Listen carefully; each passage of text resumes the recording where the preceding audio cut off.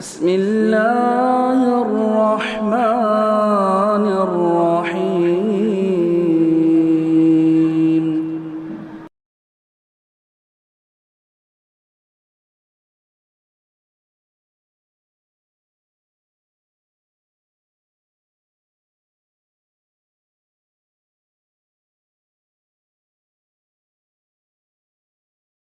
الحمدللہ رب العالمین والصلاة والسلام علی سید المرسلین وعلی آلہ وصحبہ اجمعین ومن تبعہم بإحسان الی یوم الدین. اعوذ باللہ من الشیطان الرجیم. بسم اللہ الرحمن الرحیم. طٰہ ما انزلنا علیک القرآن لتشقى الا تذکرۃ لمن یخشی. وقال تعالی ومن اعرض عن ذکری فإن له معیشۃ ضنکا ونحشره يوم القيامة أعمى. قال رب لما حشرتني أعمى وقد كنت بصيرا. قال كذلك أتتك آياتنا فنسيتها فكذلك اليوم تنسى. محترم حضرین، آئیے اللہ رب العالمین کے کلام مجید سے ایک سورہ مبارکہ سورہ طٰہ کی کچھ ہدایات پر اختصار کے ساتھ غور کریں. اللہ رب العالمین سے دعا ہے کہ وہ ہمیں اخلاص عطا فرمائے اور ہمارے اس اجتماع کو سننے سنانے کو پروردگار آج کی مبارک رات کا ایک بڑا نیک عمل کی حیثیت سے اسے اپنے جناب میں قبولیت کا درجہ دے اور ہمیں لیلۃ القدر کے فضائل کو پانے والے خوش قسمت لوگوں میں شامل فرمائے، جہنم سے آزادی دے. یہ سورہ طٰہ ہے کیونکہ اس کا آغاز اسی دو حروف مقطعات کہتے ہیں جو عربی زبان میں اللہ رب العالمین کے کلام کے اعجاز یعنی معجزہ ہونے کی طرف اشارہ کرتا ہے. اہل زبان اور اہل عرب سے چیلنج کرتا ہے کہ یہ انہی حروف کو ہم پیش کر رہے ہیں اور آگے جو کلام آ رہا ہے یہ انہی حروف اور الفاظ کا مجموعہ ہے جسے تم استعمال کرتے ہو. لیکن اگر تم کو یہ لگتا ہے کہ یہ محمد صلی اللہ علیہ وسلم کا کلام ہے تو اس کے جیسا کلام لا کر بتاؤ. یہ چیلنج تھا، قرآن کے معجزے کی طرف اشارہ تھا. طٰہ سے اس حروف مقطعات سے سورہ کا آغاز ہو رہا ہے. اس مناسبت سے اس کا مشہور نام سورہ طٰہ ہے. اس کا دوسرا نام سورہ موسیٰ ہے، حضرت موسیٰ علیہ السلام کے نام کے اعتبار سے، اس لیے کہ سورت کا بیشتر حصہ، زیادہ تر حصہ حضرت موسیٰ علیہ السلام کے واقعے اور آپ کی دعوت و تبلیغ کے اہم حصے پر مشتمل ہے. آپ کی ولادت اور اللہ رب العالمین کے جناب میں کی نگرانی میں آپ کی پرورش جو معجزانہ طور پر ہوئی، پھر اس کے بعد آپ کا سفر مدین اور نبوت سے سرفراز ہو کر واپس آنا، بنی اسرائیل کے اور فرعون کے سامنے دعوت دینا، اور اس کے بعد اختتام کا معاملہ کہ فرعون نے بالآخر نشانیوں کو دیکھنے کے بعد انکار کیا، استکبار کیا، درمیان میں بڑے نشیب و فراز آئے، بالآخر فرعون کی ہلاکت کا معاملہ پیش آیا. اور اس کے بعد حضرت موسیٰ علیہ السلام کو اللہ تبارک و تعالیٰ نے اپنے پاس طور پر بلا کر توریت کو بطور ہدایت اور نور عطا فرمایا، اور اس درمیان بنی اسرائیل کے جو معاملات ہوئے اس کا بھی تذکرہ. اس اعتبار سے اس سورہ میں اگرچہ قرآن مجید میں حضرت موسیٰ علیہ السلام کے واقعے کا سب سے زیادہ اور تفصیل سے ذکر ہے، اس لیے کہ اس میں ایک تو واقعات کا تنوع ہے، الگ الگ شکلیں، الگ الگ لوگ، حالات، ہمیں آپ کو الگ الگ حالات کی ہدایت ملتی ہے، اس اعتبار سے بھی بیان کیا گیا. لیکن سورہ طٰہ میں اہل علم نے کہا کہ جس انداز سے اور تفصیل سے بیان کیا گیا کسی دوسری سورہ میں اس طرح کی گویا تعلیمات یا تفصیلات نہیں ملتی، اس لیے اس کا ایک نام سورہ موسیٰ بھی ہے. آغاز میں اللہ رب العالمین نے کہا طٰہ ما انزلنا علیک القرآن لتشقى. ہم نے اس قرآن کو آپ پر اس لیے نہیں اتارا کہ آپ محنت و مشقت اٹھا کر ان کافروں کے کفر سے، ان کی ہدایت نہ قبول کرنے سے، کہ تشریحاً کہہ رہا ہوں، اس کی وجہ سے آپ جو ہیں اپنے آپ کو مشقت میں ڈال دیں، پریشانی میں مبتلا کر دیں. نبی کریم صلی اللہ علیہ وسلم کی خیر خواہی، اخلاص اور امت کے حق میں آپ کی خیر کی چاہت کتنی شدید تھی، یہ آپ کی حیات طیبہ پڑھنے والے پر مخفی نہیں ہے. آپ امتی امتی کہہ کے دنیا میں بھی روتے تھے، کئی مرتبہ کئی واقعات ہوئے، رو رہے ہیں امتی امتی. اللہ نے جبرائیل کو بھیجا کہ تمہیں کیا بات ہے، حالانکہ میں جانتا ہوں کہا اللہ میری امت کا کیا معاملہ ہوگا؟ اللہ نے کہا کہ آپ محمد سے کہہ دو کہ ہم انہیں ان کی امت کے بارے میں مایوس نہیں کریں گے، بڑے فضل اور احسانات ہیں۔ نبی کریم صلی اللہ علیہ وسلم کو ہم نے پیچھے پڑھا سورہ توبہ میں، آپ اللہ نے خود کہا لقد جاءکم رسول من انفسکم عزیز علیہ ما عنتم حریص علیکم بالمؤمنین رؤوف رحیم، کہ تمہارے درمیان تمہارے رسول ایک ایسے آئے جو تمہارے ہی جنس سے ہیں، عرب سے ہیں، انسانوں کی جنس سے ہیں، عزیز علیہ ما عنتم، تم کو تکلیف پہنچے یہ ان کو بہت گرا معلوم ہوتا ہے، بھاری لگتا ہے، تمہارے حریص ہیں، بھلا چاہتے ہیں، ہاں حریص علیکم، اور مومنوں پر رؤوف و رحیم ہے، نہایت مہربان اور رحم والے ہیں۔ اللہ رب العالمین نے آپ کو تسلی دی اور یہاں بھی کہا کہ آپ اپنے آپ کو ہلکان کر رہے ہیں۔ قرآن میں 2-3 جگہ پر کہا لعلک باخع نفسک علی آثارہم ان لم یؤمنوا بہذا الحدیث اسفا، ایسا لگتا ہے کہ آپ اپنے آپ کو ان لوگوں کے پیچھے ہلاک کر لیں گے، اپنے آپ کو ہلاکت میں ڈال دیں گے اگر یہ لوگ اس حدیث پر یعنی قرآن پر ایمان نہیں لائیں، تو مارے افسوس کہ آپ اپنے آپ کو ہلاکت میں ڈال دیں گے۔ یہ نبی کریم صلی اللہ علیہ وسلم کی طرف آپ کی سچی خیر خواہی امت کے حق میں اللہ رب العالمین جس کا ذکر کر رہا ہے، یہاں بھی تسلی دیتے ہوئے کہا کہ قرآن کو اس لیے نازل نہیں کیا کہ ان کی روش کی وجہ سے آپ اپنے آپ کو مشقت میں اور تکلیف میں ڈالیں، یہ تو بس ان لوگوں کے لیے جو نصیحت حاصل کرنے والے ہیں ان کے لیے نصیحت، الا تذکرۃ لمن، جو خشیت رکھتے ہیں، اللہ کا ڈر رکھتے ہیں، ان کے لیے نصیحت ہے۔ یہ ابتدائی آیت ہے، اور اخیر میں اللہ رب العالمین نے اسی قرآن کے بارے میں، ذکر کے بارے میں کہا، لوگوں کے متعلق یہاں آپ کو تسلی دی کہ قرآن کس لیے، اور بتایا قرآن کس لیے اتارا، اور اخیر میں کہا کہ ومن اعرض عن ذکری فإن له معیشۃ ضنکا، جو میرے ذکر سے، قرآن سے، یہاں ذکر کا مطلب صرف وہ محدود معنی نہیں ہے جو ہمارے یہاں سمجھا جاتا ہے کہ اب سبحان اللہ، الحمدللہ، لا الہ الا اللہ، اس قسم کے کلمات کو دہرائیں، یہ بھی ذکر ہے، اس کی فضیلتیں ہیں، اور اس میں آداب اور سنت کا لحاظ ہونا چاہیے، اس میں بھی لوگوں نے بدعتیں اختیار کر لی، یہ بھی ذکر ہے، لیکن یہاں ذکر سے مراد شریعت، اللہ کے احکامات، قرآن ہے کہ جو میرے ذکر سے، میری شریعت اور دین سے اعراض کرے گا فإن له معیشۃ ضنکا، اس کے لیے تنگ زندگی ہوگی، تنگ گزران۔ اب تنگ گزران ایک دنیا میں ایک انسان کو جو بھی تکلیف، مشقت، پریشانی، الجھن آتی ہے، وہ تنگ زندگی کی تفسیر ہے۔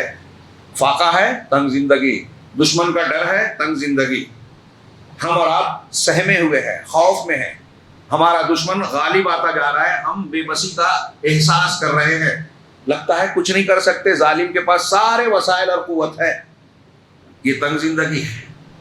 طوفان آیا، زلزلہ آیا، تنگ زندگی ہے، بے روزگاری ہے، فاقہ مستی ہے، تنگ زندگی ہے، مسلمان ان مسائل سے دوچار ہے۔ ہم دیکھ رہے ہیں کیا کیا ہو رہا ہے دنیا میں مسلمانوں کے خلاف، ہم دعائیں بھی کر رہے ہیں، بد دعائیں بھی کر رہے ہیں، ہاں، لیکن تنگ زندگی سے چھٹکارا نہیں مل رہا ہے۔ اللہ رب العالمین اس کا سبب بتا رہا ہے اس سورہ پاک کی اس آیت میں کہ جو شخص میرے ذکر سے اعراض کرے گا اس کے لیے تنگ گزران ہوگا، فإن له معیشۃ ضنکا ونحشرہ یوم القیامۃ اعمی، اور قیامت کے دن اسے اندھا بنا کر اٹھائیں گے، وہ کہے گا قال رب لما حشرتنی اعمی وقد كنت بصیرا، کہ پروردگار تو نے مجھے اندھا بنا کر کیوں اٹھایا، نابینا کیوں بنا دیا، جبکہ میں دنیا میں بصیرت والا تھا، دیکھنے والا تھا۔ تو اللہ تعالیٰ جواب دے گا کذالک اتتک آیاتنا، ایسے ہی میری آیتیں تیرے پاس آئی تھی، ہاں، فنسیتھا، تو نے فراموش کر دیا، بہت کام تھا تجھے، ہاں، گیہوں چاول ادرک لہسن کی مشغولیت تھی، جاب تھا، سیاست تھی، اسکول تھی، کالج تھا، اور بہت ساری مصروفیات تھی، ذکر کے لیے وقت نہیں تھا جس کے لیے اللہ نے پیدا کیا۔ یہ رمضان آیا، تم کو قرآن سے جوڑنا چاہ رہا ہے، متقی بنا کر اس سے فائدہ اٹھانے والا بنانا چاہ رہا ہے، اس کی طرف توجہ نہیں دی، رسم کے طور پہ روزے رکھ لیے، عادت کے طور پہ رکھے، عبادت کے طور پر نہیں۔ تو فَإِنَّ كَذَلِكَ أَتَتْكَ، میرا قرآن تیرے پاس آیا تھا، آیتیں آئی تھی، فَنَسِيتَهَا، تو نے بھلا دیا، فَكَذَلِكَ الْيَوْمَ تُنسَى، ایسے ہی آج تو بھلا دیا جائے گا۔ غور کیجئے، یہ قرآن ہمارے دکھوں کا علاج ہے، مداوا ہے، ہماری بیماریوں کا علاج ہے، دکھوں کا مداوا ہے، یہ قرآن کریم۔ رمضان لیلۃ القدر ہمیں اس سے جوڑ رہی ہے، اللہ ہمیں توفیق دے کے ہم اس سے جڑ جائیں۔ اس میں اگر آپ دیکھیں تو محوری مضمون اس سورہ مبارکہ کا یہ ہے کہ ہم کو یہ درس دیا جا رہا ہے کہ اسلام اور اللہ رب العالمین کی توحید، اللہ سے جڑنا، اس کے دین سے جڑنا، یہ سعادت ہے۔ شقا نہیں ہے، بدبختی نہیں ہے، خوش قسمتی ہے، بدقسمتی نہیں ہے، قسمت ہے، محرومی نہیں ہے۔ بہت سے لوگ دین کو ہلکا سمجھتے ہیں، دنیا کو اہمیت دیتے ہیں۔ دیندار طبقہ دنیاوی اعتبار سے وسائل کی قلت کا شکار نظر آتا ہے، تو وہ یہ سمجھتے ہیں کہ دین اختیار کرنے سے محرومی ہوتی ہے۔ موجودہ دور میں، ماضی قریب میں آپ دیکھیں، جو یہ فرانس کا اور یورپ کا جو صنعتی انقلاب آیا، فرانس کے انقلاب کے بعد سے جو سلسلہ بدھا، تو ایک منظم طریقے سے مسلمان نسلوں کو یہ باور کرایا گیا کہ مذہبی زندگی گزارنے سے آدمی دنیا کی دوڑ میں پیچھے رہ جاتا ہے۔ برٹرن رسل ایک بہت بڑا ملحد گزرا ہے، اس کا یہی خیال تھا اور اسے پھیلایا گیا دنیا میں کہ دیکھو اگر آپ دین اور مذہب سے جڑو گے تو پیچھے ہو جاؤ گے۔ یورپ نے جب عیسائیت کا قلادہ، چرچ کا توق اپنے گلے سے نکالا تو ترقی کی۔ ہاں، نصرانیت کی وہ تعلیمات جو تحریف شدہ تھی، جو سائنس کی، تحقیقات کی، علم کی دشمن تھی، اس کو اختیار کرنا، دوسرے مذاہب کو اختیار کرنا ترقی کے راستے میں رکاوٹ ہو سکتا ہے۔ لیکن اسلام ہر دور میں تازہ ہے، سب سے تازہ جدید دین ہے، ماڈرن دین ہے، اور اس کے اندر تکنیک ہے، یہ سائنٹیفک ہے۔ دنیا میں اس سے سائنٹیفک کوئی دین اور مذہب ہے ہی نہیں۔ اسی نے تو لوگوں کو سائنس کے راستے پہ چلایا ہے، کوئی ہوائی اور بے صفے کا دعویٰ نہیں ہے۔ اس کے مضبوط تاریخی شواہد اور ثبوت ہیں۔ جن لوگوں نے ترقیات کی وہ اسلام کی، قرآن کی تعلیمات کی روشنی میں ہی آگے بڑھے ہیں۔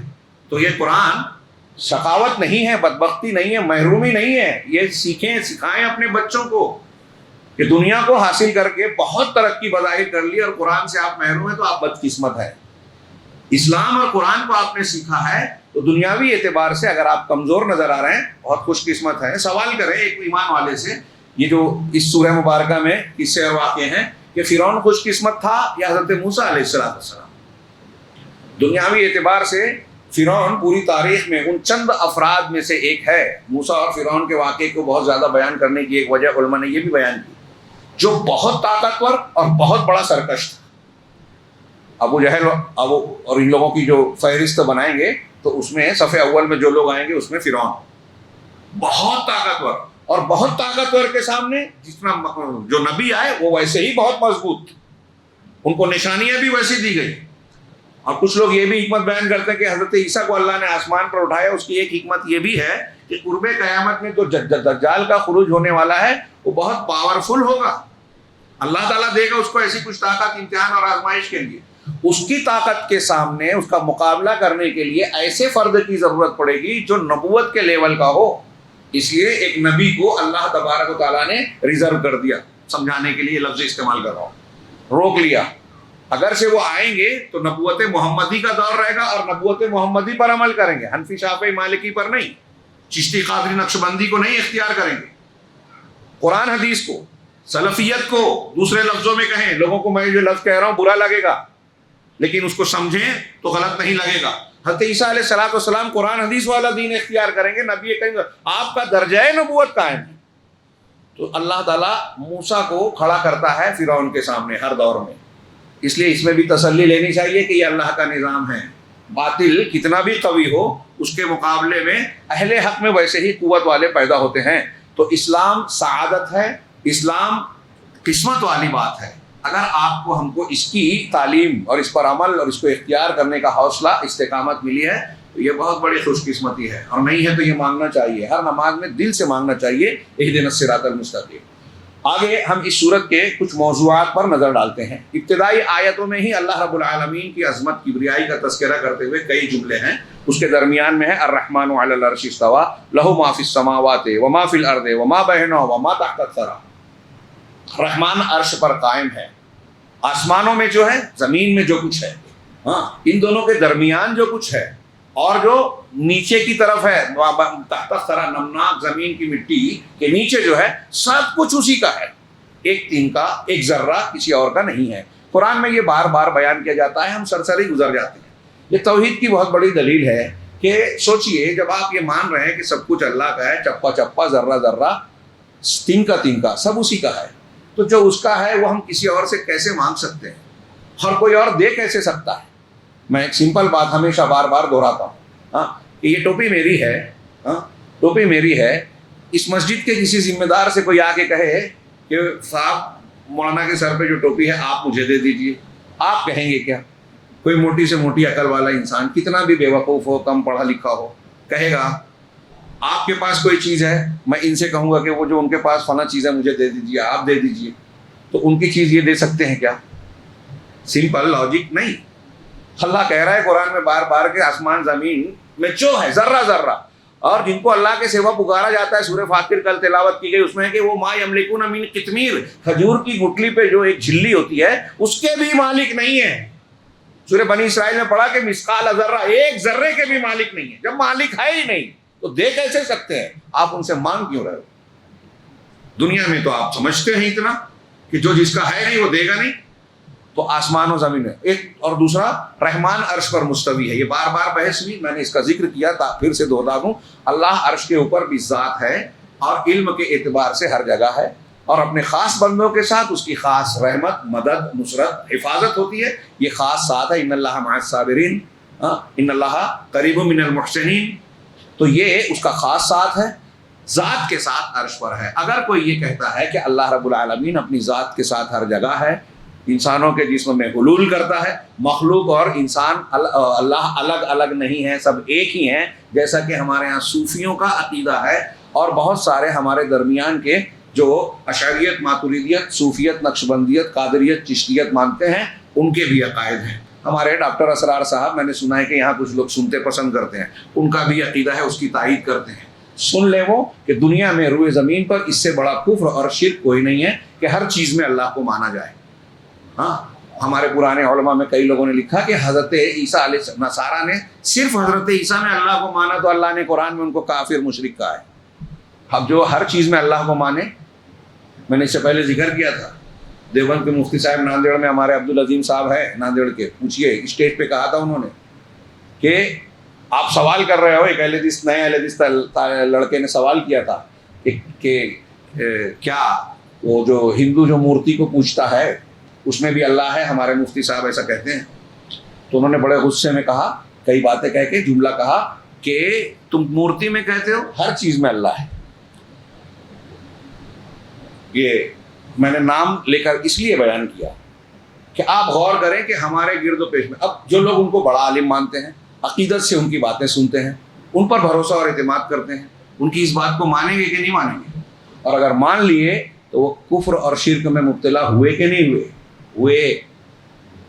اس لیے میں ایسا مانتا ہوں، عقیدہ رکھتا ہوں کہ اتنی خطرناک بات کو کسی نبی نے کبھی کسی شرک کے سلسلے میں کوئی جو ہے مداہنت نہیں برتی۔ یہ ابھی سورہ بھی دیکھ لیجیے۔ تو یہ ہمارے درمیان چل رہا ہے، اور ایسی بڑی شخصیات کے حوالے سے عوام میں باتیں جب جاتی ہے تو یہ گمراہی پھیلتی ہے۔ ہم صرف عوام کو جب بولتے ہیں کہ یہ غلط ہے، شرک ہے، کفر ہے، تو اس کے دماغ میں آتا ہے اتنے بڑے بڑے لوگ مان رہے ہیں تو کیوں نہ مانیں؟ دنیا میں کون سا دین اور مذہب ہے باطل جس کے پاس بڑے لوگ نہیں ہیں؟ بڑی شخصیات اور بہت مشہور شخصیت، ذہانت، یہ دلیل نہیں ہے کہ وہ اتنا بڑا آدمی ہے اور وہ ایسے ہیں، وہ بہت فلاں ہیں، ڈھما ہے، تو ان کی بات مان لی جائے آنکھ بند کر کے، یہ دلیل نہیں ہے۔ نبو اللہ تعالیٰ نے اسی لیے معیار بنایا قرآن و سنت کو۔ قرآن و سنت کے معیار پر، اس کی دلیل کے کسوٹی پر جو شخص پورا اترے گا، وہ کسی بھی لیول کا ہو، سر آنکھوں پر اس کی بات، اور جو اس کے خلاف ہوگا وہ کتنا بھی اونچا ہو، ہوا میں اڑے، پانی پہ چلے، ہاں، کرامت کھلے، وہ ہمارے نزدیک دلیل نہیں رہے گا۔ یہ اصول دماغ میں رکھیے گا، دھوکہ نہیں کھائیں گے۔ تو اللہ رب العالمین نے یہ گویا اس سورہ مبارکہ میں یہ تعلیم دی اور یہ بتایا، یہ الرحمن علی العرش استویٰ، رحمان عرش پر مستوی ہے، جو ہر جگہ کہتے ہیں۔ وہ قرآن کی ایک دو نہیں، 20 50 بلکہ قرآن حدیث کی کم از کم 1000 دلیلوں کو بقول علماء انکار کر رہا ہے۔ ہاں، اس کے بعد سورہ مبارکہ میں ہم دیکھتے ہیں کہ اللہ تبارک و تعالیٰ نے حضرت موسیٰ علیہ السلام کے واقعے کو بیان کیا۔ اس میں حضرت موسیٰ علیہ السلام اور آپ کا مکالمہ ہے۔ جب حضرت موسیٰ طور پر پہنچے، اپنے اہل و عیال کے ساتھ راستے میں تھے، مدین سے لوٹ رہے تھے، آگے اس کا تذکرہ تھوڑا سا آئے گا۔ ایک قتل ہو گیا آپ کے ہاتھوں غلطی سے، آپ کی دعا مانگی، پتہ چل گیا آل فرعون کو، تو ان کی گرفتاری یا قتل کے لیے ڈھونڈا گیا۔ آپ کو حکم ہوا، آپ مصر سے نکل کے مدین پہنچے۔ وہاں جس کے گھر پہنچتے ہیں، سورہ قصص میں آگے آئے گا، اگر وہاں پہنچے تو ان کے اخلاق کردار کو دیکھ کے صاحب مدین، کچھ لوگ کہتے ہیں حضرت شعیب علیہ السلام، کچھ لوگ کہتے ہیں نہیں، اس کا ثبوت نہیں ملتا. ہاں تو بہرحال ان کے گھر پہنچے، 2 بیٹیاں تھیں. ان کو ایک بیٹی نے ان کے کردار کو دیکھ کے کہ آئے تھکے ہارے تھے، مسافر تھے، بغیر کچھ لیے ہوئے مدد کی، ہماری بکریوں کو پانی پلائے کہ عورتیں الگ کھڑی ہیں، سب لوگ پانی پلا رہے ہیں، پلا دیا. دیکھیے ایک نبی کی کا کردار. سفر سے گئے، بھوک پیاس سے 2-4 پریشانی سے، اکیلے ہیں، لمبا سفر. عورتوں کو پوچھا تم الگ کیوں؟ کہا ایسی بات ہے، ہمارے گھر میں ہمارے والد ہیں، بوڑھے ہیں، اور ہماری بکریاں ہم ہی چراتی ہیں، جب لوگ پانی پلا لیتے ہیں تب ہم پلاتے ہیں. حضرت موسیٰ نے ان کی بکریوں کو پانی پلایا، ان سے کوئی معاوضہ نہیں مانگا، اور درخت کے نیچے جا کے بیٹھے اور کہا رب انی لما انزلت الی من خیر فقیر. توحید کی اعلیٰ ترین دلیل. موسیٰ علیہ السلام کہہ رہے ہیں پروردگار آج تو مجھ پر جو بھی رحم کرے، انی لما انزلت الی من خیر، جو بھی خیر میری طرف نازل کرے میں اس کا محتاج ہوں، فقیر ہوں. نبی کہہ رہے ہیں، اللہ سے مانگ رہے ہیں. انہیں لڑکیوں میں سے ایک آئی، کہتے شرماتے ہوئے، تمشی علی استحیاء، قرآن نے کہا حیا کے ساتھ چلتی ہوئی آئی اور کہا کہ انا ابی یدعوک. کیا ہے جملہ سورہ قصص میں؟ ہمارے والد آپ کو بلا رہے ہیں، لیجزیک اجر ما سقیت لنا، آپ نے جو پانی پلایا ہے ہم کو اس کا کچھ معاوضہ اجرت دینے کے لیے. آپ ساتھ گئے اور پھر بات چیت ہوئی، انہوں نے اپنا واقعہ بتایا، انہوں نے تسلی دی. پھر ان بیٹیوں میں سے انہیں نے مشورہ دیا کہ ان کو اپنا اجیر بنا لو. سب سے بہتر اجیر، اجرت مزدور یا کام کرنے والا وہ ہوتا ہے جو قوی ہو، طاقتور ہو اور امانت دار ہو. پانی پلانے پر ان کی طاقت کو دیکھا تھا، ساتھ آنے پر ان کی امانت داری کو دیکھا تھا. مفسرین کہتے ہیں کہ انہوں نے اس عورت سے کہا تھا کہ آپ پیچھے چلو، میں آگے چلتا ہوں، پیچھے سے راستہ بتانا، اس لیے کہ آگے آگے چلیں گی تو نظر پڑے گی، یہ فتنہ ہوگا. حضرت موسیٰ کا کردار تو یہ دیکھ کر انہوں نے اندازہ لگا لیا کہ یہ بہت نیک انسان ہے. انہوں نے پیشکش کی کہ ہماری بیٹیوں میں سے جس سے چاہو شادی کر لو، اور مہر یہ ہوگا کہ 8 سال یا 10 سال آپ یہاں ہمارے پاس رکیں گے، یہ آپ کے اختیار پہ ہے. حضرت موسیٰ نے کہا ٹھیک ہے، یہ ہمارے دونوں کے درمیان ہے، جو بھی مدت میں پورا کروں. چنانچہ 10 سال وہاں رہے. پھر وہاں سے لوٹتے ہوئے طور کے پاس قیام کیا تو دیکھا روشنی ہے. اپنے بیوی سے کہا کہ یہاں رکو، میں وہاں سے کچھ رہنمائی حاصل کر لوں راستے کی، یا پھر وہاں سے کوئی آگ کا انگارہ وغیرہ جس سے تم جو ہے اپنے آپ کو گرمی محسوس حاصل کر لو گے. وہاں جب پہنچے تو یہ معاملہ پیش آیا کہ یا موسیٰ انی انا اللہ، اے موسیٰ میں اللہ ہوں. درخت میں روشنی اونچی اور اللہ کی آواز، میں اللہ ہوں. اخلع نعلیک انک بالوادی المقدس طویٰ، تم طویٰ کی مقدس وادی میں ہو، اپنے جوتوں کو نکال دو. اور پھر ان کو اللہ رب العالمین نے کہا کہ یہ تمہارے ہاتھ میں کیا ہے. سورہ طٰہٰ میں یہ مقام وما فی یمینک بیمینک یا موسیٰ، اور یہ تمہارے داہنے ہاتھ میں اے موسیٰ کیا ہے؟ تو آپ نے کہا ہی عصایا، یہ میری لاٹھی ہے. اتوکأ علیہا، میں اس پہ ٹیک لگاتا ہوں. واحش بہا علی غنمی، اور میں بکریوں کو چراتا ہوں، ہانکتا ہوں اس سے. ہر نبی نے بکری چرائی، بخاری کی حدیث میں ہے. اور میں بکریوں کو اس سے ہانکتا ہوں. ولی فیہا معارب اخری، اور اس میں میرے دوسرے بھی کام ہیں. دیکھیے مفسرین یہاں کہتے ہیں کہ حضرت موسیٰ کی بھی ذہانت نبوت کی تھی. اللہ سے کلام کا شرف مل رہا ہے تو پوچھ لیا اللہ نے کیا ہے ہاتھ میں، تو 3 جملوں میں جواب دیا تاکہ لمبی بات ہو. بہرحال اللہ نے کہا اسے چھوڑو تو وہ اسلحے کی شکل میں آ گیا.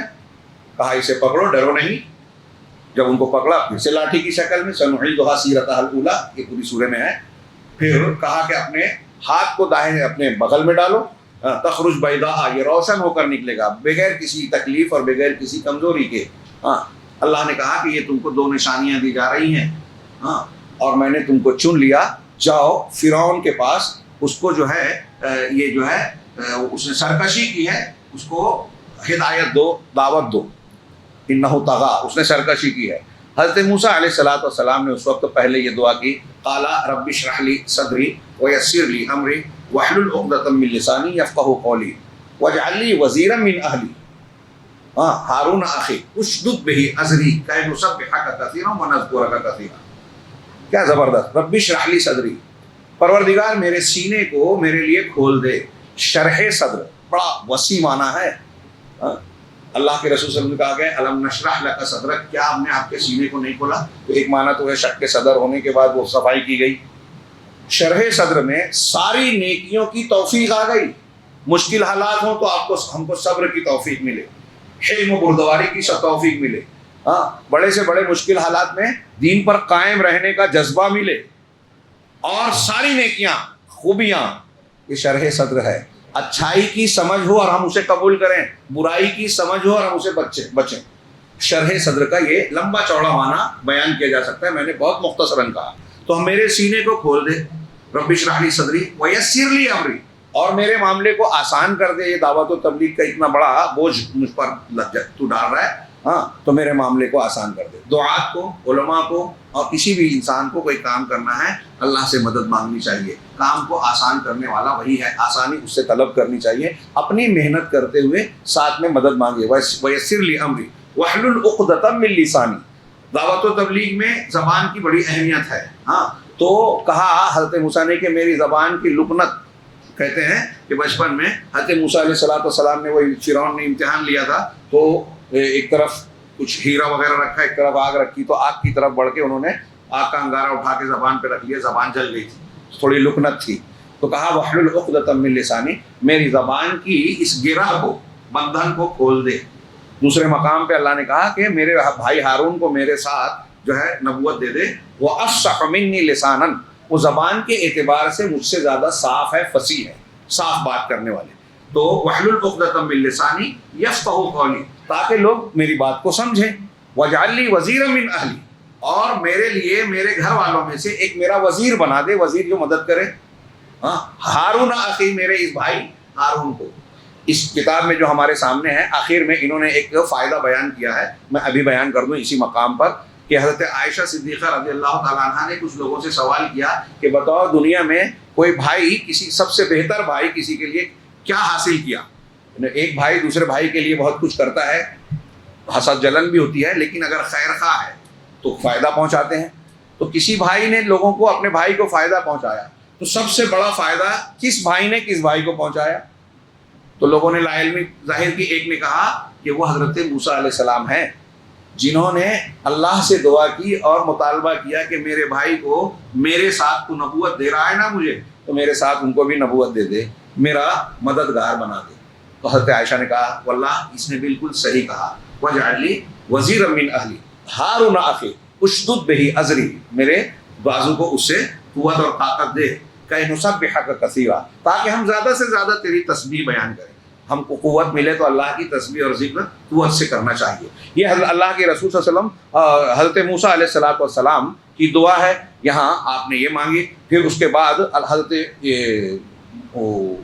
ان کو جب کہا اللہ نے اذهب انت واخوک بآیتی ولا تنیا فی ذکری, کہ تو میری اس نشانی کے ساتھ جو میں نے دیا ہے, تم اور تمہارا بھائی جائے. فرعون کو اس نے سرکشی کی ہے. ولا تنیا فی ذکری, اور میرے ذکر میں سے تم سستی نہیں کرنا. نبی سے کہا جا رہا ہے ذکر کرتے رہنا. ذکر کرتے رہنے سے فائدے ملتے ہیں, مشکلات آسان ہوتی ہیں, تسلی ملتی ہے, اللہ کی مدد ملتی ہے, اور بہت سے فائدے. اور اللہ نے پھر یہ بھی کہا ان کو آگے چل کے دوسرے مقام سے, دو الگ الگ مقامات سے میں آیتیں پڑھ رہا ہوں اسی سورہ کی. تو اللہ نے کہا فقولا لہ قولا لینا, تو تم دونوں اس سے نرمی سے بات کرنا. فرعون کون ہے؟ ہر موسیٰ علیہ السلام کون ہے؟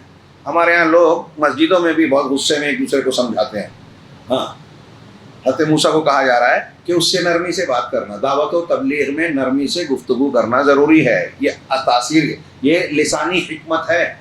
یہ اللہ تعالیٰ نے نمونہ پیش کیا. حضرت موسیٰ سے کہہ رہا ہے کہ فرعون سے نرم بات کرنا.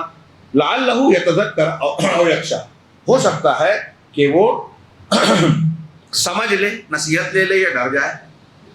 اب اللہ تو جانتا ہے کیا ہونے والا ہے, لیکن اتمام حجت کے لیے یہ کہا جا رہا ہے. یہاں یہ نقطہ بھی غور کیجیے کہ فرعون جیسا سرکش جو اپنے آپ کو رب اعلیٰ کہہ رہا ہے, عبادت کروا رہا ہے اپنی, اللہ اس پر بھی حجت پوری کر رہا ہے. اس کی رحمت ہے, اور اس کے لیے بھی توبہ کا دروازہ کھلا ہے کہ اگر وہ مان جائے, ڈر جائے, تو اللہ رب العالمین کے یہاں بخشش کا دروازہ کھلا ہے.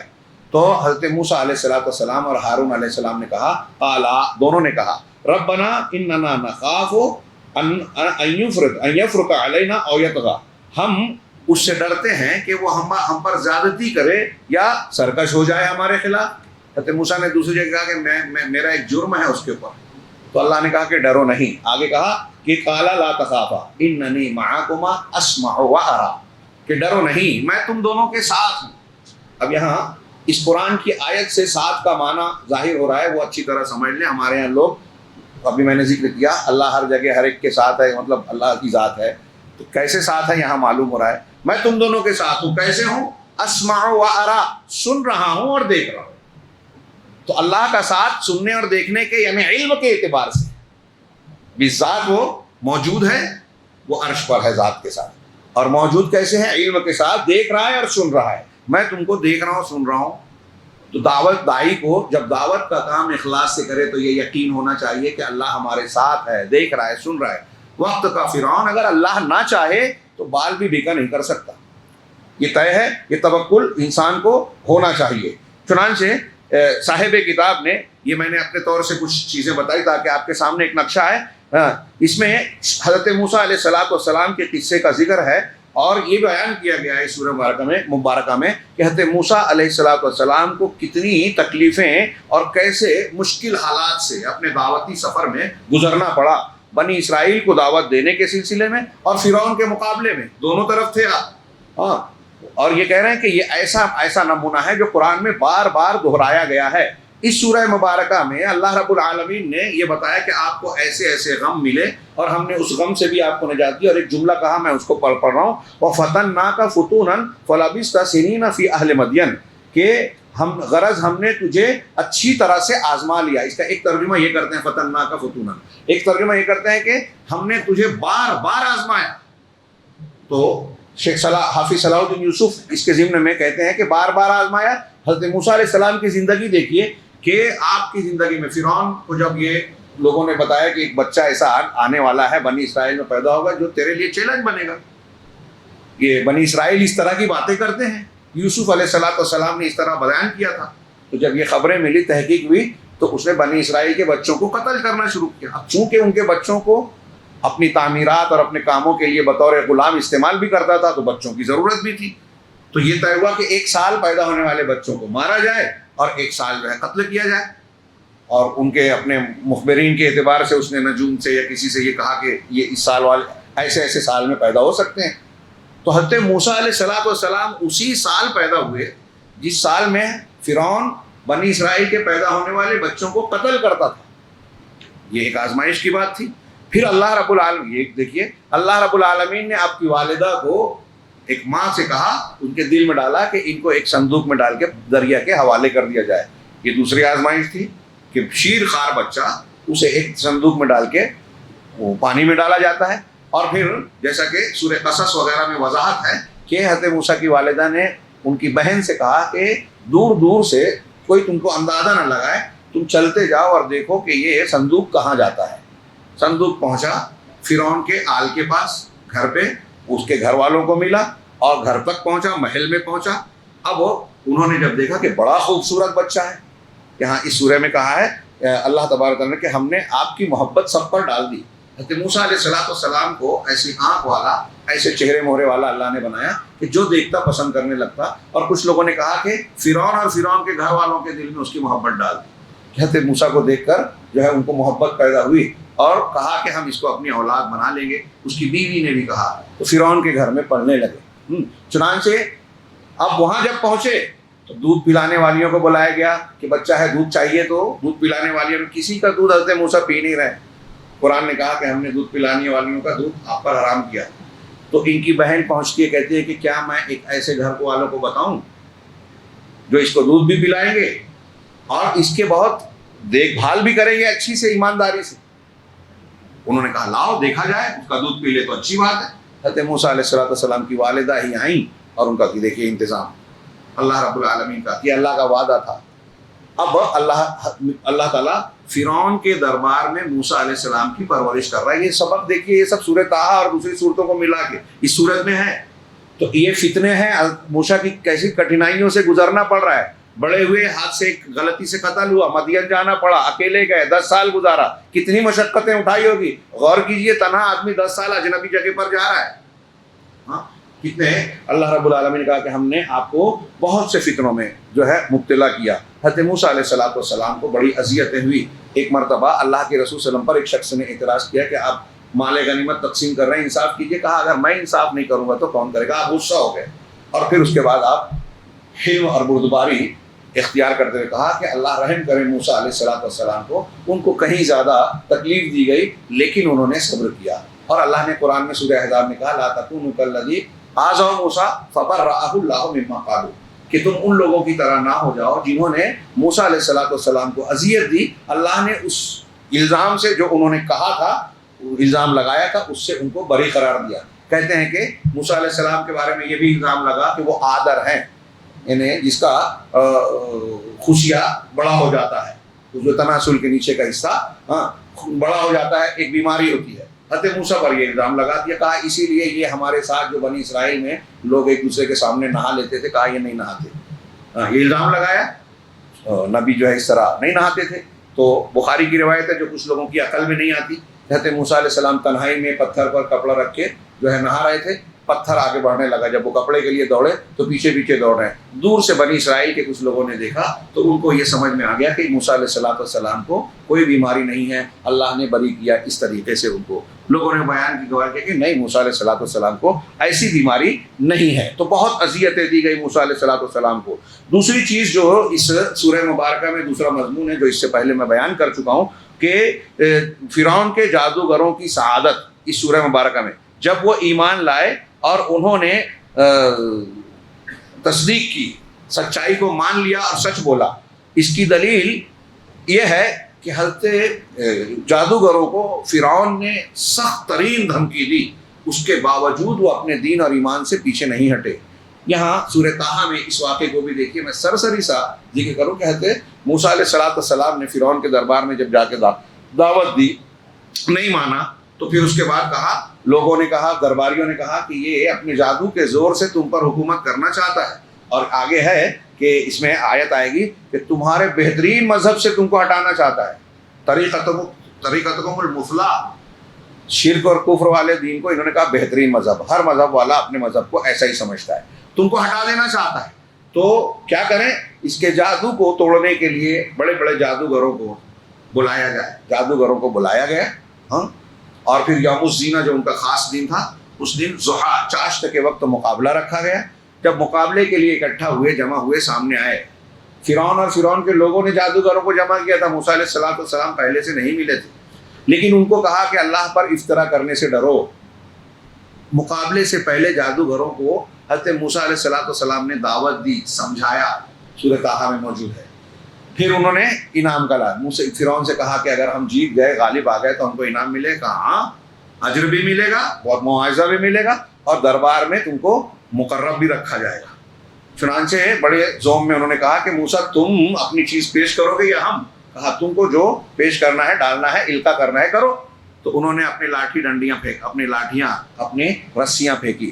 فَإِذَا حِبَالُهُمْ وَعِصِيُّهُمْ يُخَيَّلُ إِلَيْهِ مِنْ سِحْرِهِمْ أَنَّهَا تَسْعَىٰ فَأَوْجَسَ فِي نَفْسِهِ خِيفَةً مُوسَىٰ. اسی سورہ کی آیت ہے کہ پس ان کی رسیاں اور لاٹھیاں ان کے یخیل الیہ، ان کے نزدیک یہ خیال گزرا، من سحرہم، ان کے جادو کی وجہ سے. لفظی ترجمہ اس سے پہلے بھی میں نے سورہ اعراف میں کیا تھا کہ جادوگروں کے جادو کے اثر سے موسیٰ علیہ السلام کو یہ خیال گزرا کہ وہ انہا تسعیٰ، رسیاں اور لاٹھیاں دوڑ رہی ہیں. کہتے ہیں ہزاروں کی تعداد میں بہت سارے جادوگر تھے، سب سے اپنی رسیاں لاٹھیاں پھینکی. تو فطری اور نفسیاتی طور پہ اللہ نے کہا فَأَوْجَسَ فِي نَفْسِهِ خِيفَةً موسیٰ. موسیٰ نے اپنے دل میں ڈر محسوس کیا. اس کا مطلب جادو کا اثر ہوا. اب آپ اس کو کہیں وہ حقیقت نہیں بدلی تھی. لوگ کہتے ہیں کہ وہ نظر بندی جیسا تھا، کہ وہ حقیقت میں نہیں تھا، دکھائی دے رہا تھا. اگر ایسا بھی تھا تو یہی جادو ہے. جادو کی قسمیں ہیں، اور یہ پتہ چلتا ہے کہ جادو سے چیزیں بدلتی نہیں ہیں، چاہے وہ دکھائی دے تو بہرحال یہی جادو ہے. اور حضرت موسیٰ پر اثر ہو، اس کا پتہ ہے، اس سے معلوم ہے کہ نبی پر جادو کا اثر ہوتا ہے. ہمارے یہاں تدبر قرآن والے مصطفیٰ امین احسن اصلاحی اور معتزلہ کی طرح وہ کہتے ہیں جادو نہیں ہو سکتا نبی پہ. اللہ کے رسول پر جادو ہوا، صحیح بخاری مسلم کی حدیث ہے، اس کا رد کر دیتے ہیں. قرآن سے جادو کے اثر کا سبق ملتا ہے، اگرچہ اس کا سیکھنا سکھانا کفر ہے، اس کا کرنا کفر ہے. یہاں دیکھیے موسیٰ علیہ السلام نبی ہیں، اثر ہو رہا ہے. اللہ کہہ رہا ہے یخیل الیہ من سحرہم انہا تسعیٰ فاوجس فی نفسہ خیفۃ موسیٰ. اللہ نے کہا لا تخف، ڈرو نہیں، اپنا عصا ڈالو. اور جیسے ہی عصا انہوں نے ڈالا فاذا ہی تلقف ما یافکون، تو جو کچھ وہ پیش کر رہے تھے اس کو سب کو نگل لیا. ان کے لاٹھی نے اسلحہ بن کر یہ ماجرا اور یہ معاملہ دیکھتے ہی جادوگر سمجھ گئے کہ یہ موسیٰ علیہ السلام کا کام نہیں ہے، یہ تو اللہ کی قدرت ہی کر سکتی ہے، کہ اللہ کے سچے پیغمبر ہیں۔ اسی لیے سارے جادوگر، یہ کہا فَأُلْقِيَ السَّحَرَةُ سُجَّدًا، سارے کے سارے جادوگر جو ہے سجدے میں گر گئے۔ قَالُوا آمَنَّا بِرَبِّ ہارون وموسیٰ، تو انہوں نے کہا کہ ہم ہارون اور موسیٰ کے رب پر ایمان لائے۔ کوئی یہ نہ سمجھے کہ فرعون کی پر ایمان لانے کی بات کر رہے ہیں، اس رب پر ایمان لا رہے ہیں جس کے بارے میں ہارون اور موسیٰ کہہ رہے ہیں۔ قالا، تو جب یہ انہوں نے کہا، جادوگروں نے یہ کیا، سوچئے تھوڑی دیر پہلے وہ اجرت مانگ رہے ہیں، انعام چاہ رہے ہیں فرعون سے، لالچ ہے، موسیٰ علیہ السلام دعوت دے رہے ہیں تو انہوں نے مانا نہیں، لیکن جب معجزہ دیکھ لیا تو ایمان لائے۔ اور میں نے یہ بھی نقطہ پیچھے بیان کیا تھا کہ معجزہ دیکھا فرعون موسیٰ علیہ السلام کے ہاتھ، لیکن ایمان لا رہے ہیں اللہ پر۔ ہمارے یہاں کرامت بیان کی جاتی ہے، بابا کی، بزرگ کی، ولی کی، وہ سچی ہو کہ جھوٹی ہو، لوگ سمجھتے ہیں کہ یہ اللہ والا کام یہ کر دیں گے، اولاد اللہ نہیں دے رہا یہ دے دیں گے۔ انا للہ و انا الیہ راجعون۔ معجزہ اور کرامت بھی اللہ ہی کی طاقت ہے، جیسے جادوگروں کے عمل سے دلیل لیجیے۔ تو انہوں نے کہا، جب یہ کہا کہ ہم ایمان لائے، رب موسیٰ اور ہارون پر سجدہ کر لیا اللہ کو، تو کہا قال آمنتم لہ قبل ان آذن لکم۔ فرعون کی سرکشی، فرعونیت دیکھیے، ارے تم ایمان لے آئے میری اجازت سے پہلے، موسیٰ پر ایمان لے آئے۔ انہ لکبیرکم الذی علمکم السحر، سیاسی بیان، حکومت والوں کا کوئی طریقہ آتا ہے، کتنی بھی خلاف مخالفت کا بیان ہو، ججمنٹ آ جائے الیکٹورل بانڈ پر، کسی چیز پر، بیان ایسا دیتے ہیں کہ بھائی ہم کو سب سے کم چندہ ملا اور ہم مظلوم ہیں، ہم تھوڑی اس کے مجرم ہیں۔ یہاں یہ جگرا ان لوگوں میں ہوتا ہے۔ تو فرعون بھی دیکھیے سر عام جادوگروں کو شکست سے ہی نہیں ہوئی، جادوگروں نے موسیٰ کی حقانیت کو بھی مان لیا۔ اب ہونا تو یہ چاہیے تھا کہ فرعون بھی جھک جاتا، چلو ہم قبول کرتے ہیں، یہ جادو نہیں ہے، اللہ کی قدرت ہے، آپ سچے رسول ہیں، لیکن کہا میری اجازت سے پہلے ایمان لائے۔ انہ لکبیرکم الذی علمکم السحر، ارے یہ تمہارا بڑا ہے موسیٰ جس نے تم کو جادو سکھایا ہے، یہ تمہارا استاد ہے۔ دوسری جگہ نقل کیا کہ ان ھذا لمکر مکرتموہ فی المدینہ، یہ ایک چال تھی، سازش تھی جو تم لوگوں نے مل کر بنی ہے، منصوبہ بنایا ہے۔ وہی سیاسی بیان، ہارنے کے بعد بھی ٹانگ اوپر، کہا کہ یہ تمہارا بڑا ہے جس نے تم کو جادو سکھایا ہے۔ آگے فرعون کیا کہتا ہے، دھمکی دے رہا ہے جادوگروں کو، فَلَأُقَطِّعَنَّ أَيْدِيَكُمْ وَأَرْجُلَكُمْ مِنْ خِلَافٍ، تو میں تمہارے ہاتھوں اور پیروں کو الٹی سمتوں سے کاٹوں گا ضرور، تاکید کے ساتھ ہے، دایاں ہاتھ بایاں پیر یا بایاں ہاتھ دایاں پیر، مخالف سمتوں سے تمہارا ہاتھ پیر کاٹ دوں گا۔ وَلَأُصَلِّبَنَّكُمْ فِي جُذُوعِ النَّخْلِ، اور کھجوروں کے تنے میں تم کو سولی دے دوں گا، کھجوروں کے درخت کے۔ وَلَتَعْلَمُنَّ أَيُّنَا أَشَدُّ عَذَابًا وَأَبْقَىٰ، اور تم ضرور یہ جان جاؤ گے کہ کون عذاب اور سزا کے اعتبار سے کون زیادہ سخت والا ہے اور کون قائم رہنے والا ہے۔ تو جب یہ فرعون نے اتنی کھلی وقت کا بادشاہ، ساری طاقت اور قوت، آج والی بادشاہت اتنی طاقتور ہے بھی نہیں، کتنے بھی بانڈ اور کتنی بھی چیزیں اختیار کر لی، ایجنسیز ان کے ساتھ ہو، وقت کے فرعون کو دیکھیے کیا کہہ رہا ہے، دھمکی دے رہا ہے، جادوگر کیسے ہیں، کمزور ہیں، لالچ میں تھے لیکن اب ایمان والے ہو گئے۔ تو کیا کہا، لن قالوا لن نؤثرك على ما جاءنا من البينات، کہ جو دلائل ہمارے سامنے حق کے آ گئے ہیں فرعون، اب اس کے مقابلے میں ہم تجھ کو ترجیح نہیں دیں گے، تیری بات نہیں مانیں گے۔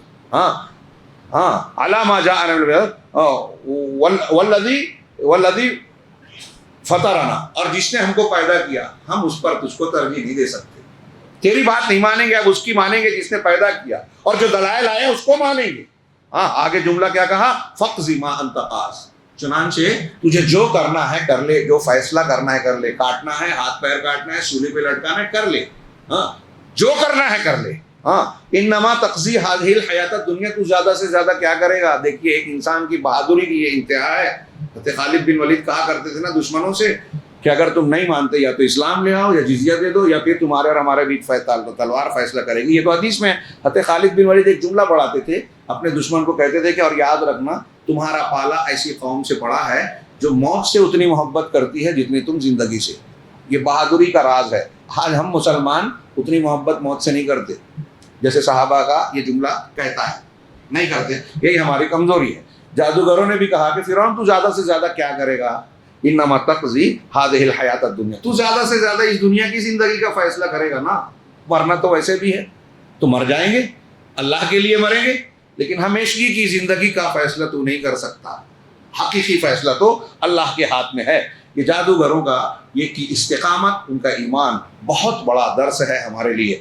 تیسری چیز اس میں ایک اور نمونہ پیش کیا گیا حضرت آدم اور حضرت حوا علیہ السلام کا۔ اس میں واقعہ ہے کہ اللہ رب العالمین نے ان کو جنت میں بنایا، جنت میں رکھا اور ایک درخت سے منع کیا، لیکن شیطان، اور سختی سے منع کیا، لیکن شیطان نے آ کے وسوسہ ڈالا اور ان سے کہا، اللہ نے اس کو کہا تھا کہ اس میں کھاؤ پیو، اس میں تم کو کوئی تکلیف نہیں ہے، نہ بھوک لگے گی، نہ پیاس لگے گی، نہ دھوپ کی شدت، نہ پریشانی، اور اس میں ہمیشہ رہو، لیکن ایک درخت نہیں کھانا، یہ والا۔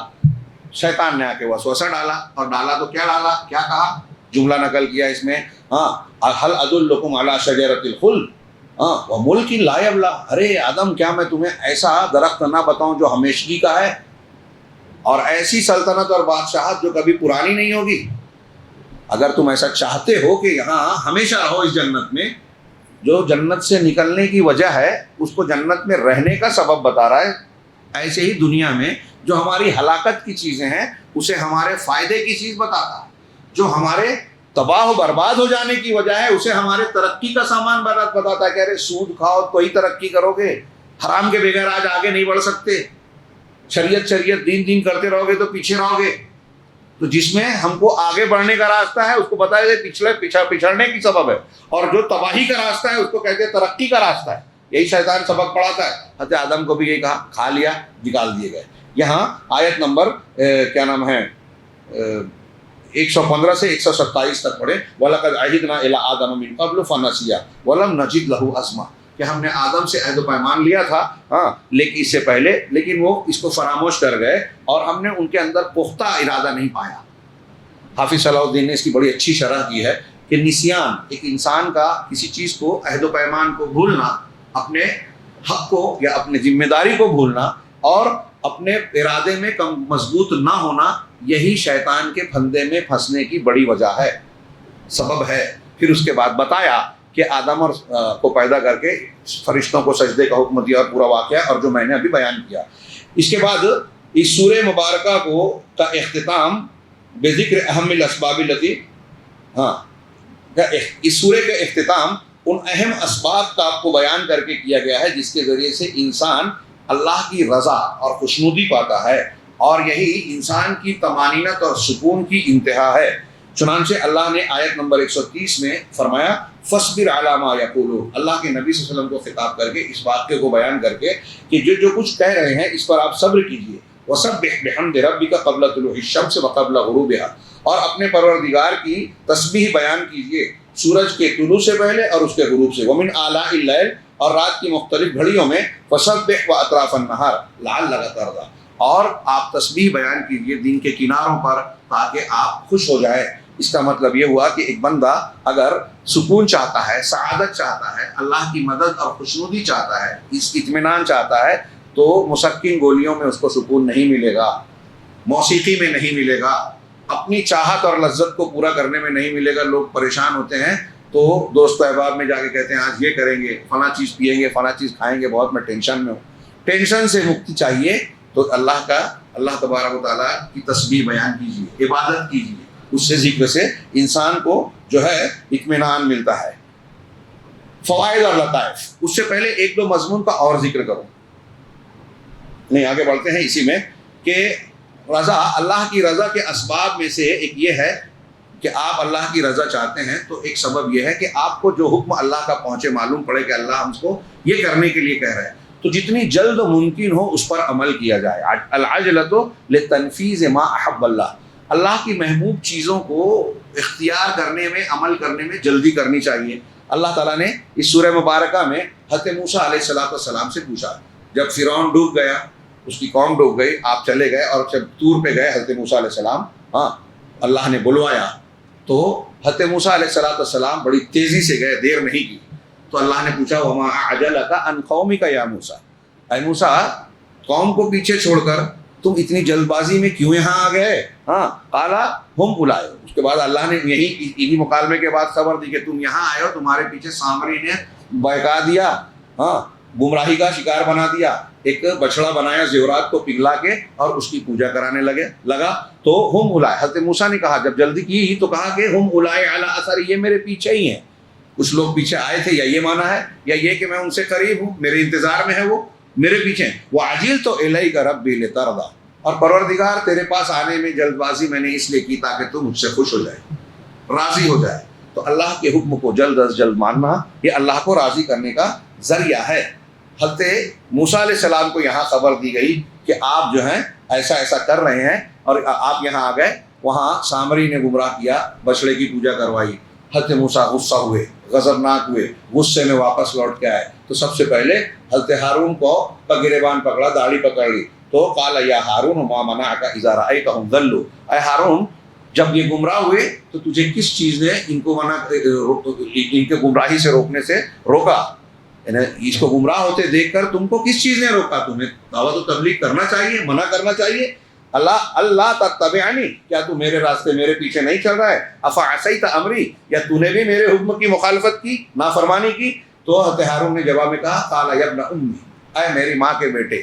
بھائی تھے، یہاں ماں کا حوالہ شفقت و رحمت کے لیے دیا کہ میری ماں کے بیٹے لا تأخذ بلحیتی، میری داڑھی کو مت پکڑو. اس سے پتہ چلا نبی کی داڑھی تھی، داڑھی ہونا چاہیے، ہاں مردانہ شان ہے. جو داڑھی نہیں رکھتا وہ اپنے آپ کو مرد کہلانے میں شاید شرماتا ہے.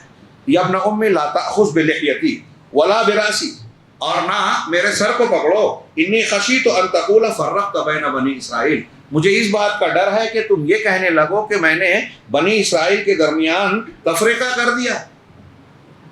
یہاں اس کو میں نے بطور خاص اس آیت کو لکھا ہے اس لیے کہ بعض لوگ اس سے یہ استدلال کرتے ہیں کہ دیکھیے سامری نے بچڑا بنایا، لوگوں کا زیور جمع کر کے پگھلایا، اور قرآن میں اسی میں ہے کہ ایک رسول کے گھوڑے کے نیچے سے میں نے ایک مٹی اٹھائی، قبضت قبضۃ من اثر رسول.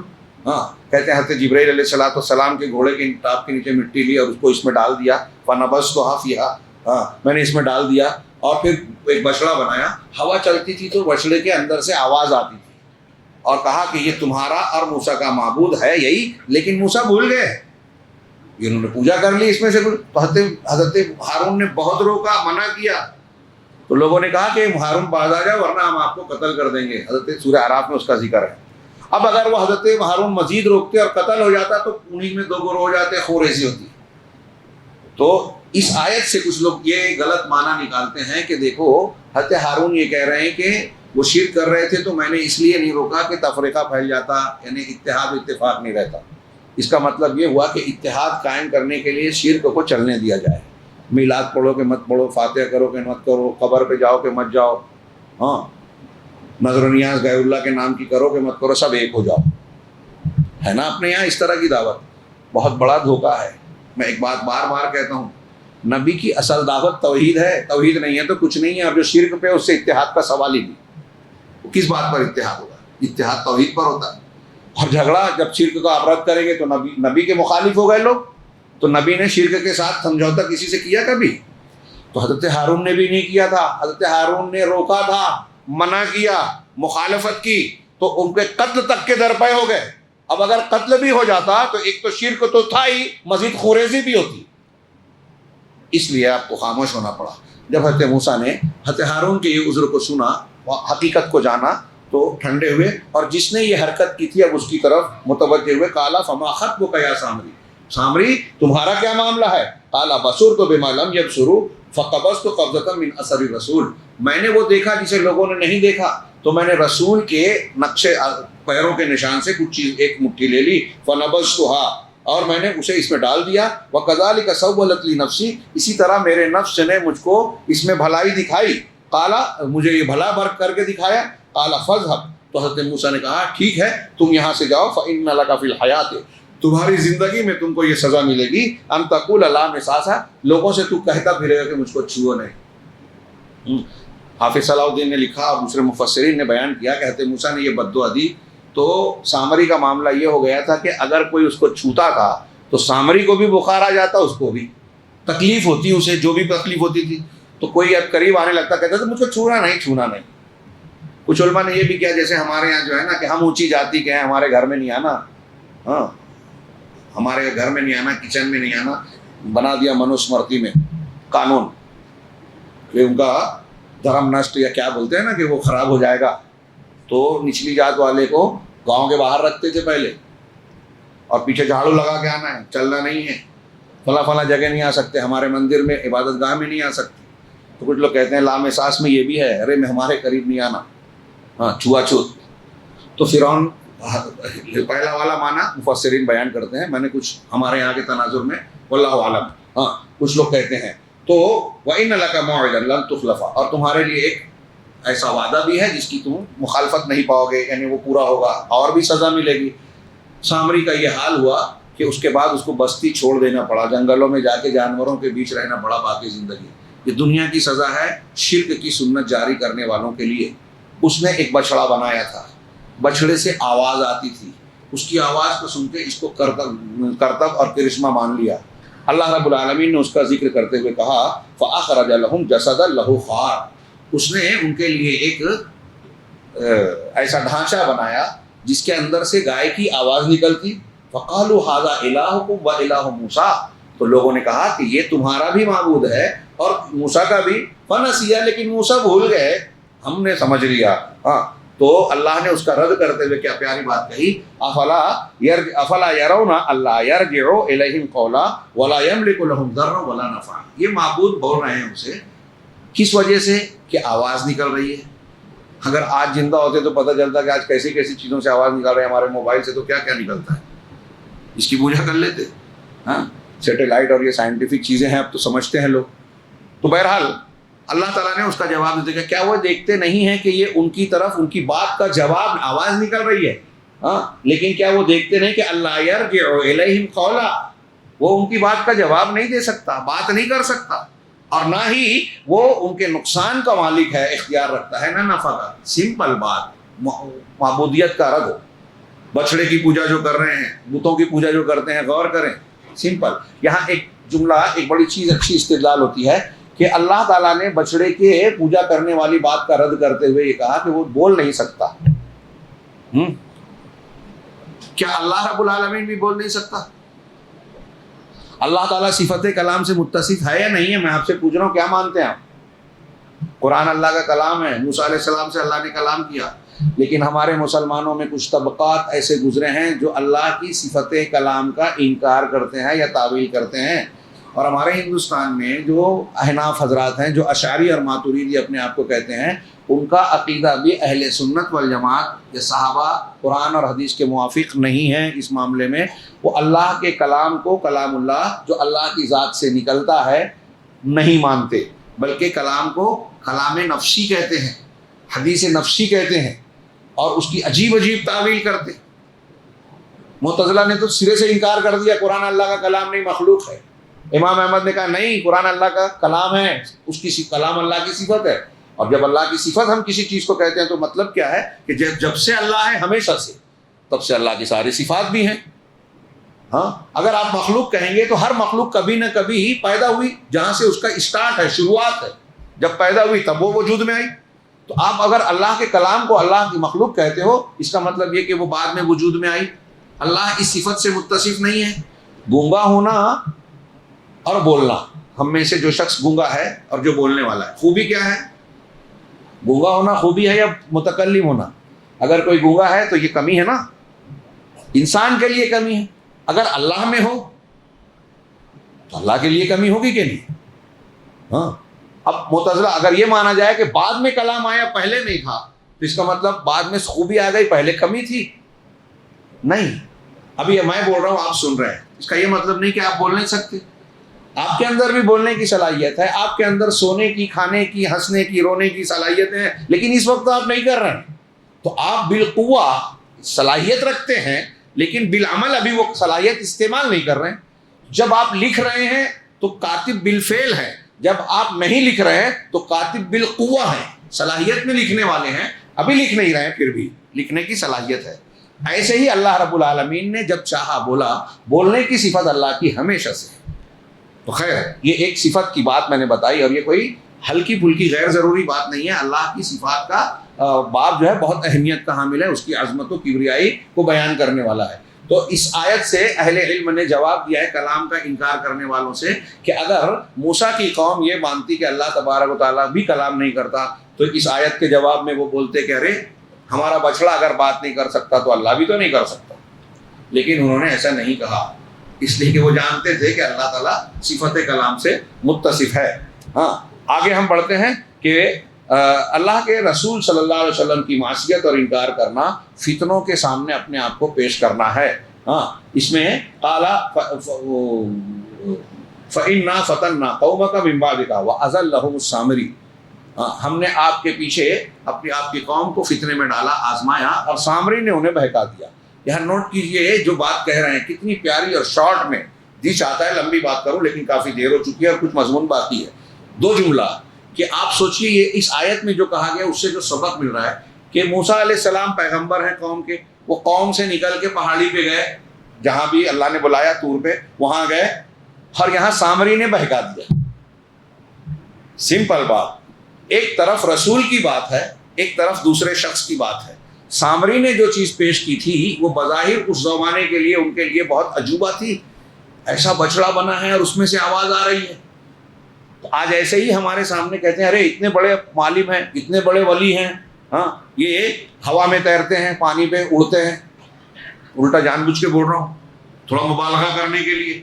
ہاں پہاڑ اٹھا لیتے ہیں، یہ کر دیتے ہیں، وہ کر دیتے ہیں. تو اب ان کی بات مانو، رسول کی چھوڑ دو. یہی بولا جاتا ہے.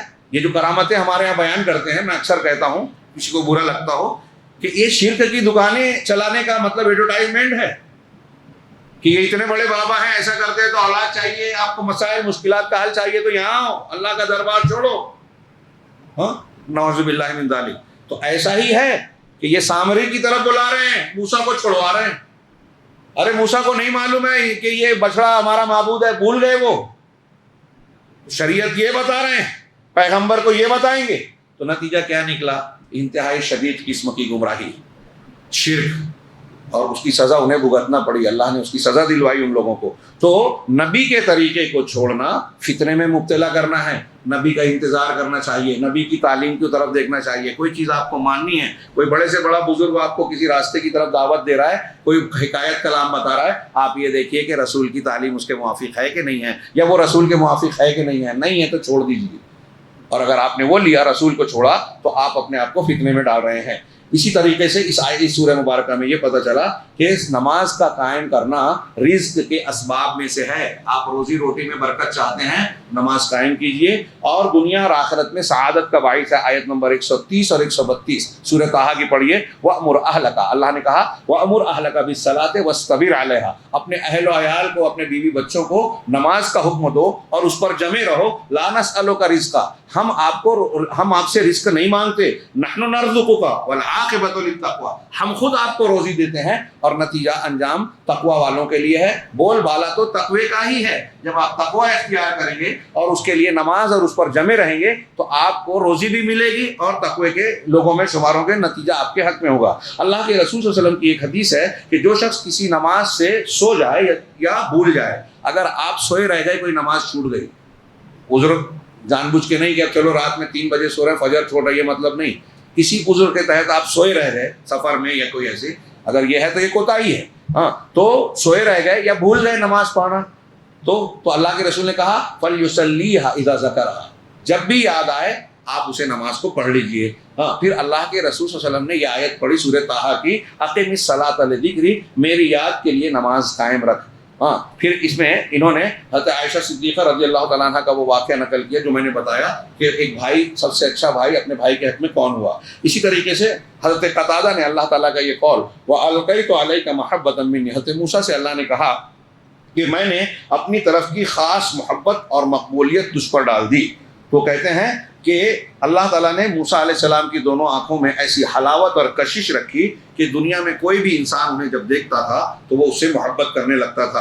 اور اللہ نے یہ بھی کہا وَلِتُصْنَعَ عَلَىٰ عَيْنِي، اسی جملے کے بعد کہ اس لیے ہم نے کیا کہ تاکہ آپ کی پرورش ہماری آنکھوں کے سامنے، یعنی ہماری نگرانی میں ہو. یہ وہی معجزہ ہے کہ اللہ تبارک و تعالیٰ نے حضرت موسیٰ علیہ السلام کو، فرعون جس بچے کے لیے بنی اسرائیل کے بچوں کا قتل کر رہا تھا کہ میں اس کو مار ڈالوں گا جو میرے لیے چیلنج بننے والا ہے، اللہ کی شان دیکھیے، قدرت دیکھیے. اور یہ بہت بڑا سبق ہے کہ اسی سال جب وہ قتل کر رہا ہے، موسیٰ علیہ السلام پیدا ہو رہے ہیں، فرعون کے محل پہ پہنچ رہے ہیں، اللہ نے پہنچایا.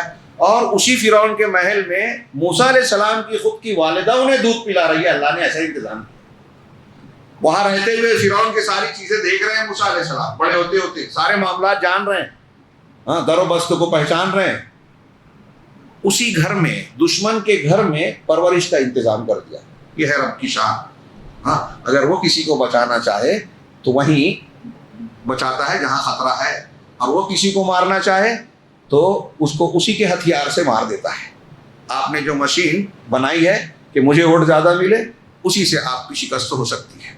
ہاں، تو ایسا اللہ رب العالمین کا معاملہ ہوتا ہے. لیکن جو لوگ ہیں غفلت والے، وہ اس کی طرف توجہ نہیں دیتے یا ایمان نہیں رکھتے. میں نے 2-3 آیتیں صرف لکھی ہے الگ سے، صرف اس کا ترجمہ سنیے. اس سورہ مبارکہ کے انتہائی عبرت کے سامان اس میں موجود ہیں. ہاں، اللہ رب العالمین نے قیامت کا نقشہ کھینچا ہے. وہ پہلے پوری آیتیں نہیں لکھی کہ قیامت کے دن مجرمین جو ہیں وہ آئیں گے، جہنم میں ڈالے جائیں گے. ان کے لیے جہنم کی آگ ہوگی، نہ اس میں جئیں گے نہ مریں گے. ہاں، اور قیامت کے دن جو ہے اللہ تبارک تعالیٰ پہاڑوں کو ریزہ ریزہ کر دے گا، ان کو تباہ کر دے گا، چلائے گا. ینسفھا ربی نسفا. ہاں، اور پھر زمین جو ہے وہ چکنی ہو جائے گی، نہ اس میں کوئی اونچ ہوگی نہ نیچ ہوگی. زمین بالکل چکنا ہموار پتھر ہوگی، اور ایک آواز آئے گی جس کے پیچھے سارے لوگوں کو جانا پڑے گا. ہاں، اس کا نقشہ کھینچتے ہوئے اسی بیچ میں کہا وَعَنَتِ الْوُجُوهُ لِلْحَيِّ الْقَيُّومِ، اور سارے چہرے اس دن الحی القیوم کے سامنے پست اور جھکے ہوئے ہوں گے. سارے چہرے، سارے انسان، ہاں، وہ ولی ہو، نبی ہو، کوئی بھی ہو، سب جھکے ہوئے ہوں گے، سب نفسی نفسی کریں گے. وَقَدْ خَابَ مَنْ حَمَلَ ظُلْمًا، اور وہ برباد ہوا جس نے ظلم لاد لیا. جس نے ظلم لاد لیا. ظلم بہت سے ہیں، سب سے بڑا ظلم شرک ہے، تو وہ تو بچے گا ہی نہیں. اور دوسرا ظلم ہوا ہے جو بندے بندوں پر کرتے ہیں. کسی کا مال ہڑپ لیا، کسی کو گالی دی، کسی کی عزت کو سے کھیلا، الزام لگایا، ہاں، حق مار لیا، بہن کا، بھائی کا، دوست کا، رشتہ دار کا، کاروباری بازار میں، مارکیٹ میں. تو اللہ کے رسول نے فرمایا کہ تم اپنے یہ جو حقوق ہے نا دنیا ہی میں صاف کر لو، ورنہ قیامت کے دن جب حقدار آئیں گے تو تمہارے وہاں لین دین کے لیے پیسے کوڑی نہیں ہوگی، کوئی وسیلہ بھی نہیں چلے گا. وہاں تمہاری نیکیاں ہی رہے گی، وہ اپنے حق کے اعتبار سے حقدار لے جائے گا. وہ ہے مفلس. مسلم شریف کی حدیث ہے، ترمذی اور مسلم کی، کہ کسی کو مارا ہے، کسی کو کاٹا ہے، تو حقدار آئیں گے تو اپنا کہ مجھے گالی دی تھی اللہ، اس کی اتنی نیکی لے جا. یہ نماز روزہ اس کے کام آئے گا. میں ایک بات کہتا ہوں اکثر کہ آپ دنیا میں سوچئے، جس کی آپ غیبت کرتے ہیں، ہم غیبت کرتے ہیں. غیبت اسی لیے کر رہے ہیں کہ اس سے ہم کو نفرت ہے، ہم اس کا برا چاہتے ہیں. تو جس کی غیبت کر رہے ہیں، جس سے حسد کر رہے ہیں، جس کو چاہتے ہیں کہ برباد ہو جائے، اس کے خلاف کام کر رہے ہیں، تو اس کو دنیا میں نقصان پہنچانا چاہ رہے ہیں، ہے نا. سوچئے تھوڑی دیر کے لیے، دنیا میں ہم چاہتے ہیں کہ اس کا نقصان ہو. اس چاہت اور اس کی وجہ سے جو ہم غلط کام کر رہے ہیں، اس کے بدلے میں قیامت کے دن ہم جو نماز روزہ کر رہے ہیں اس کا نیکی بھولے جائے گا. جہاں میدان محشر میں باپ، بیٹا، بھائی، شوہر، بیوی ایک دوسرے کو اپنی نیکیاں نہیں دیں گے. جن سے محبت کر رہے ہیں آپ، وہ آپ کو نیکی نہیں دیں گے. لیکن جن سے آپ نفرت کر کے اس کی غیبت کر رہے ہیں، قیامت کے دن یہ ہوگا کہ اس نے میری غیبت کی تھی، تو جتنی غیبت کے حساب سے نیکیاں اس کی بنتی ہے آپ کے کھاتے سے اس کے کھاتے میں جائے گی. نیکیاں نہیں رہے گی، بچے گی، تو اس کی برائیاں آپ کے کھاتے میں اسی حساب سے آ جائیں گی. تو یہ جس کی غیبت کر رہے ہیں، اس لیے میں کہتا ہوں، ایک امام بخاری کے استاد ہیں علی ابن مدینی، غالباً انہی کا قول ہے، بڑا پیارا، اور ہم سمجھیں تو شاید اپنے آپ کو سدھاریں. اللہ ہم سب کی اصلاح کرے. انہوں نے کہا کہ اگر لوگوں کی برائی کا اندیشہ نہیں ہوتا تو میں اللہ سے یہ دعا مانگتا. کیا دعا مانگتا؟ کہ پورے شہر کے لوگ میری غیبت کریں، سارے لوگ میری غیبت کریں، کیونکہ سب کی نیکی پھر قیامت کے دن مجھے ملے اور میرا بیڑا پار ہو جائے گا. تو جو ہماری غیبت کر رہا ہے وہ بہت کام آئے گا. ہاں، کہا وَقَدْ خَابَ مَنْ حَمَلَ ظُلْمًا، وہ برباد ہو گیا جس نے ظلم لاد لیا. وَمَنْ يَعْمَلْ مِنَ الصَّالِحَاتِ، اور جو نیک عمل کرے گا، شائستہ عمل کرے گا، وہ مؤمن، اور وہ ایمان والا بھی ہے. دیکھیے اللہ کے یہاں قبول ہونے کے لیے ہر جگہ یہ 2 چیزیں ہیں، ایمان اور عمل صالح. میں یہ بار بار اس لیے کہتا ہوں، ہمارے یہاں لوگ فضائل بتاتے ہیں، رمضان آیا بڑی محنت کرتے ہیں، الحمدللہ. اس محنت کے ساتھ اس سے زیادہ محنت صحیح عقیدے کو سیکھنے اور اختیار کرنے میں ہونی چاہیے. بار بار کہہ رہا ہوں کیونکہ یہ بہت بہت بہت اہم ہے، بنیاد ہے، جڑ ہے. آپ نیکیاں، محنت کم کریں، صحیح کریں، ایمان کے ساتھ کریں، یہ زیادہ مفید ہے. اور اگر ایمان میں خرابی ہے اور بہت نیکیاں کر رہے ہیں، بیکار ہے.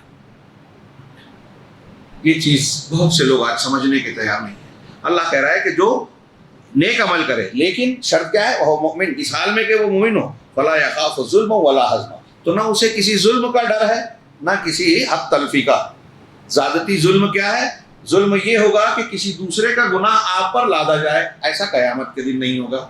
اور حزم کیا ہوگا؟ کہ آپ نے جو نیکیاں کی ہیں اس نیکی کا بدلہ آپ کو نہ ملے، ایسا بھی نہیں ہوگا.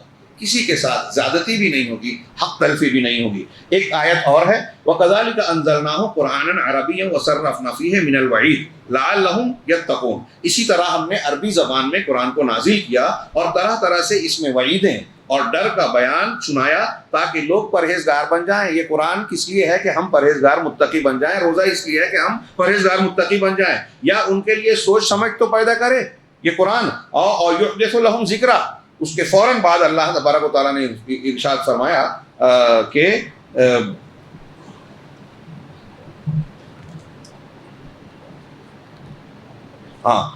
فتعال اللہ الملک الحق، تو اللہ عالی شان والا سچا اور حقیقی بادشاہ ہے. یہ میں اگلی آیت بیان کرنا چاہ رہا ہوں، اس میں 2 جملے میں بہت غور سے سنیے، تفصیل کا موقع نہیں ہے. وَلَا تَعْجَلْ بِالْقُرْآنِ مِنْ قَبْلِ أَنْ يُقْضَى إِلَيْكَ وَحْيُهُ، اور قرآن کو پڑھنے میں اس کی وحی کے پورا ہونے سے پہلے اس کے پڑھنے میں آپ جلدی مت کیجیے. رسول اللہ صلی اللہ علیہ وسلم کو کہا جا رہا ہے، اللہ کے رسول صلی اللہ علیہ وسلم پر پاس جب حضرت جبرائیل قرآن لاتے تھے اور پڑھاتے تھے تو وہ آپ شروع میں تیزی سے پڑھتے تھے، جلدی. آپ کو 2 بات تھی، ایک تو علم کا شوق، دوسرا یہ ڈر کہ کہیں کوئی چیز چھوٹ نہ جائے.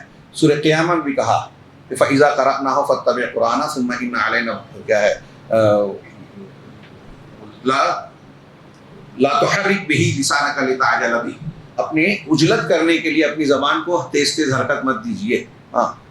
یہ وہاں بھی کہا اور یہاں کہا کہ وحی ہو جانے سے پہلے آپ قرآن کے ساتھ اجلت مت کیجیے. وَقُلْ رَبِّ زِدْنِی عِلْمًا، اور یہ کہتے رہیے کہ پروردگار میرے علم میں زیادتی کر دے. یہاں عبد الرحمن بن ناصر السعدی نے ایک اور نقطہ بیان کیا، ہمیں سیکھنے سکھانے کے سلسلے میں لحاظ کرنا چاہیے.